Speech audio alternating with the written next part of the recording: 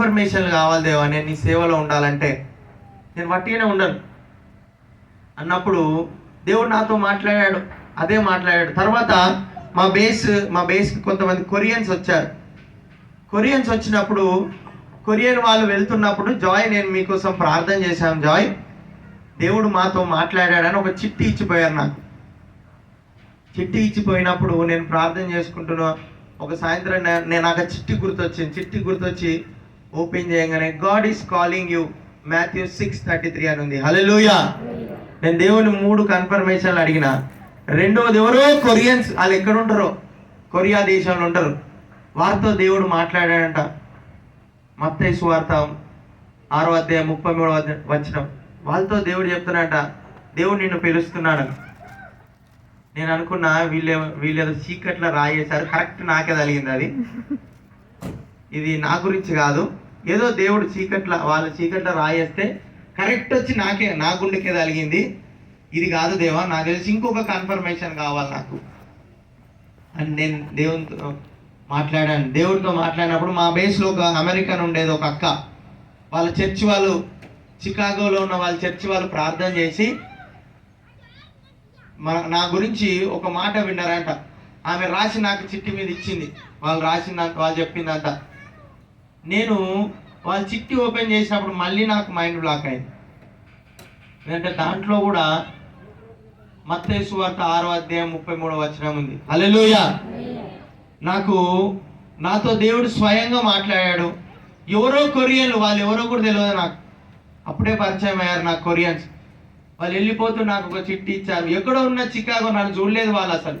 కేవలం నా గురించి ప్రార్థన చేసినప్పుడు దేవుడు మాట్లాడాలని చెప్తున్నాడు.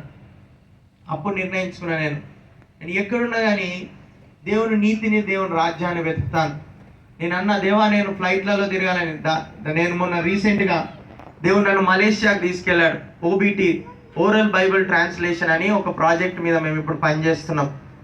దేవుడు మలేషియా దేశానికి తీసుకెళ్ళి అక్కడ దాదాపుగా నేను 3 వారాలు ఉన్నాను. దేవుని గురించి నేర్చుకున్నాను. దేవుడు ఎలాగ మనం బైబిల్ తర్జుమా చేయాలి, ఎలా బైబిల్ నేను మాట్లాడే కామన్ భాషలో, మనం మాట్లాడే కామన్ భాషలో ఎలా ఆడియో బైబిల్ని తయారు చేయాలని దాదాపుగా 3 వీక్స్ ఆఫ్ ట్రైనింగ్ తీసుకొని వచ్చాను నేను. దేవుడు ఎక్కడ తక్కువ చేయలేదు. దేవుడు అన్నాడు, మొదట నా నీతిని, నా రాజ్యాన్ని వెతకమన్నాడు. నీకు సమస్తాన్ని ఇస్తానన్న దేవుడు. నేను కోరుకుంటుంది ఒక్కొక్కటి జరుగుతుంది నా జీవితంలో. ఇక్కడ కూర్చున్న మీరు ఎవరైనా కానీ, నేను వట్టిగానే చెప్పట్లేదు ఈ మాటలు, నేను అనుభవించి చెప్తున్నా. ఇక్కడ కూర్చుంటున్నా, ఇక్కడ వింటున్నా ఎవరైనా కానీ మన సంఘానికి వచ్చి వట్టిగానే పోవడానికి వీల్లేదు. మనకు ఒక మిషన్ ఉంది. ఏంటో తెలుసా? RK4 ప్రాంతం. RK4 ప్రాంతంలో ఇంకా చాలా మంది అన్యులు ఉన్నారు. వట్టిగానే మన సంఘం ఇక్కడ ఉంది అనుకుంటున్నారా? వట్టిగానే దేవుని మనం ఇక్కడ ఆరాధిస్తున్నాం, ఇక్కడ మీటింగ్లు పెట్టుకుంటున్నాం అనుకుంటున్నారేమో. కాదు. దేవుడు తన ప్రణాళిక ద్వారా మనల్ని ఇక్కడికి నడిపించాడు. ఈ రామకృష్ణాపురం ప్రాంతంలో ఇంకా చాలా మంది అన్యులు ఉన్నారు. వారందరికీ మనం సువార్త ప్రకటించాలి. ఎలా సువార్త ప్రకటించాలో మనం తెలుసుకున్నాం. ముఖ్యంగా మన సాక్ష్యాన్ని మనం కాపాడుకోవాలి. ఒక్క సాక్ష్యం దాదాపుగా 5,000 మందిని రక్షించింది. నీ సాక్ష్యం కూడా రక్షించగలదు. నువ్వు క్రీస్తు లాగా జీవిస్తే చాలు. ఎందుకంటే ఈ భూమి మీద అనేక మంది ఉన్నారు. నువ్వు ఏ దేవుడు అని చెప్తే చెట్టు దేవుడే, పుట్ట దేవుడే, ఎవరన్నా దేవుడే. మా చాకలమ్మ నేను ఒకసారి కుక్కని అన్నప్పుడు అన్నది, అదో కుక్కని అన్నకాయ ఆయన మల్లన్న దేవుడు అన్నది. రెండు సార్లు అని నేను కుక్క మల్లన్న దేవుడు అయితే దేవుడు అయితే. ఎందుకంటే ఎంతమంది దేవుళ్ళు ఉన్నారు. వారి మధ్య నువ్వు యేసు ప్రభుని ఎలా ప్రూవ్ చేస్తావు దేవుడు అని? నువ్వు ఏం చెప్పినా వినరాలు, నువ్వు ఎంత చెప్పినా వినరు. ఎందుకంటే ఇప్పుడు ఫోన్లు వచ్చినాయి, వీడియోలు వచ్చినాయి. ఏమనంటే చాలు వీడియో పెడుతున్నారు. యేసు ప్రభుని మనం ప్రకటించేది కేవలం మన జీవితం ద్వారా. నీ జీవితం, నా జీవితం మనము క్రీస్తులాగా మార్చుకోగలిగితే చాలు. డేవిడ్ లివింగ్స్టన్ ఆయన క్రీస్తులాగా మారాడు. అందుకనే ఆయన హృదయాన్ని ఆఫ్రికా ఇంకా వాళ్ళ దేశంలో పెట్టుకున్నారు. ఈ హృదయం మాకు కావాలన్నారు. మన హృదయంలో ఏముంటుందో తెలుసా? లోకాన్ని నింపుకుంటే కుదరదు. మన హృదయంలో దేవుని నింపుకోవాలి నిండా. దేవుని ప్రాథమిక విలువలు నింపుకోవాలి. నేను చెప్పింది ఒకటే ప్రాథమిక విలువ, ఇంకా చాలా ఉన్నాయి.